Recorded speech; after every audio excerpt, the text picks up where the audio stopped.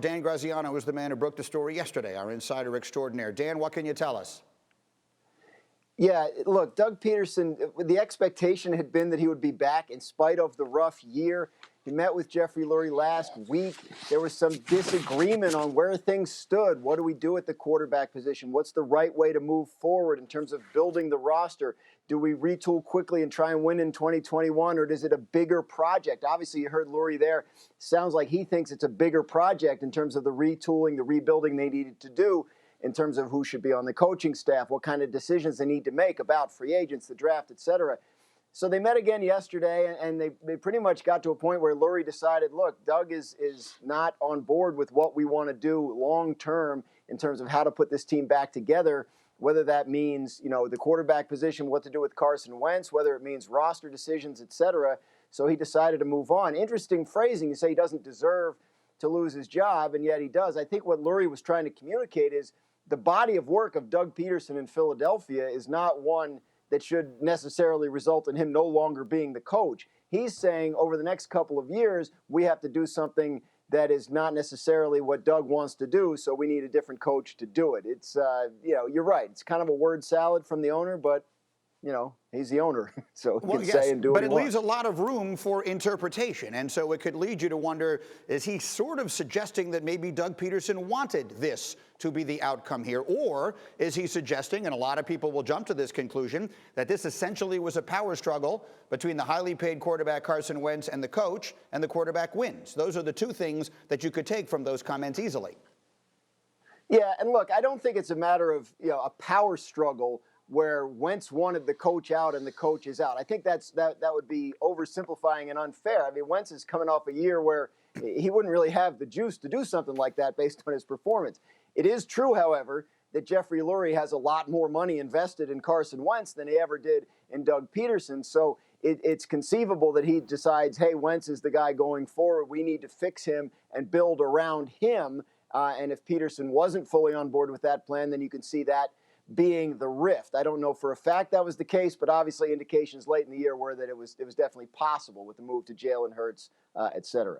All right, Dan Orlovsky, everyone on this program, when we talk about Carson Wentz, thinks immediately of you. What is your number one takeaway from what happened yesterday? There will not be a player in the NFL that has more pressure on them next season than Carson Wentz right now. I know Graz is saying there wasn't a power struggle, but maybe it's tied to the power struggle of his contract. And the reality is this, man. It's really hard to coach in the NFL. It's really, really hard to find good coaches.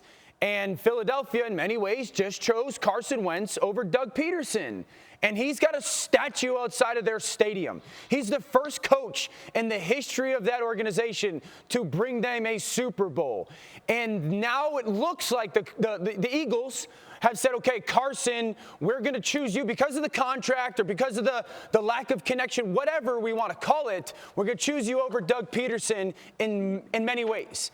And Carson's going to have to play so good. I think he can. I've been adamant about that. I think he can. But he is going to have to play so good because the reality is this. Now the next coach certainly is going to have to be someone that looks at Carson Wentz and goes, I can get him back. I think he could be great again. I could get him back to playing MVP caliber football. But it will be on Carson Wentz to be outstanding next season for that organization, that city to look back and go, okay, we made the right decision. Yeah. As we were looking at those pictures of them taking the trophy, and bear in mind, that is less than 3 calendar years ago today. Yeah. It is a remarkable turn of events. Jeff Saturday, what's your thought? Yeah, this is ridiculous, right? I mean, when this is Jeffrey Lurie saying, the breakup line. No, it's not you, it's me, right? I mean, for real, like, you're going to get up there with a man's job and say that kind of nonsense, like he doesn't deserve to be fired, blah, blah, blah.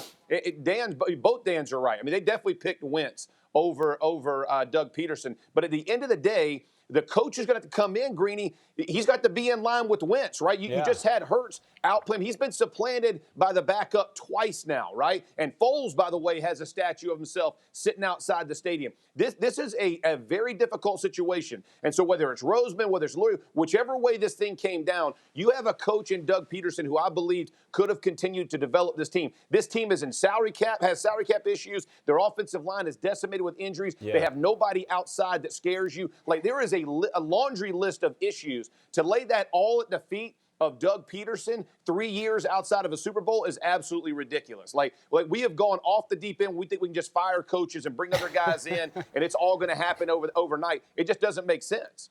10-second final word, Orlovsky, go. This is a very unique city. And it's going to take a coach that's ready to jump into that city and take the heat. There's a lot of great cities in the NFL. Philly is very demanding. What coach is ready to meet that demand of that organization in the city will be a big part of this. Thank you for watching ESPN on YouTube. For live streaming sports and premium content, subscribe to ESPN+.